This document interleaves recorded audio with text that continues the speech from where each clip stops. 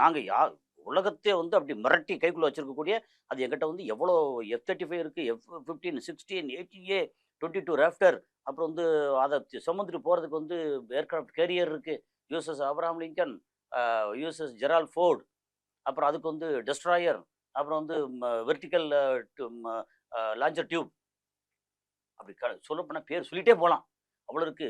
இஸ்ரேலில் பார்த்தா அதை வரக்கூடியதை வந்து திருப்பி தாக்கி அழிக்கிறதுக்கு 4 லெவல் வச்சுருக்காங்க.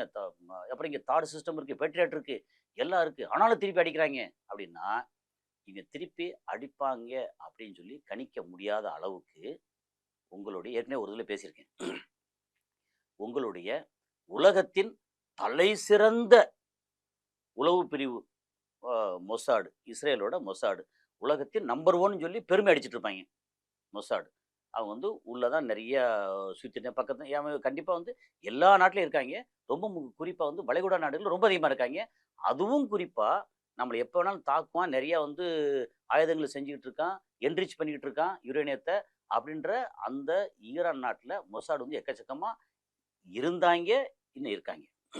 Okay, Mossad. அப்புறம் உலகத்தின் மிகப்பெரிய வல்லரசாக இருக்கக்கூடிய அமெரிக்காவின் CIA, ஓகே, அவங்களோட ஆட்கள் அங்கே இருக்காங்க.